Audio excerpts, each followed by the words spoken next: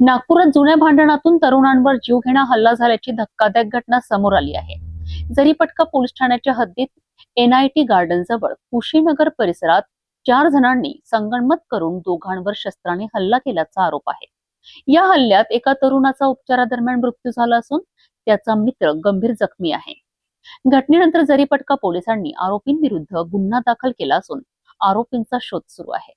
नागपूरच्या जरीपटका परिसरात जुन्या भांडणाचा वाद पुन्हा उफाळून आला आहे आणि त्यातून तरुणांवर जीवघेणा हल्ला झाल्याची घटना समोर आली आहे। NIT गार्डन जवळ कुशीनगर परिसरातील हा प्रकार घडला आहे।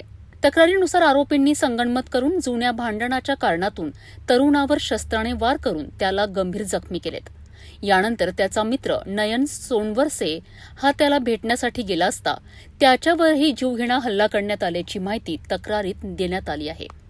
दोन्ही जखमींना उपचाराकरिता रुग्णालयात दाखल करण्यात आले आहे। मात्र हल्ल्यात गंभीर जखमी झालेल्या तरुणाला डॉक्टरांनी तपासून मृत घोषित केलेत, तर नयन सोनवरसे याच्यावर उपचार सुरू आहेत।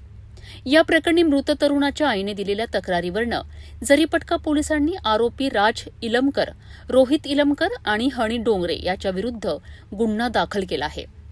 पोलिसांनी आरोपींविरोधात भारतीय न्याय संहितेतील विविध कलमांनुसार गुन्हा नोंदविला असून आरोपींचा शोध आणि पुढील तपास सुरू आहे। जुन्या वादातून झालेल्या या हल्ल्यामुळे कुशीनगर परिसरात खळबळ उडाली आहे।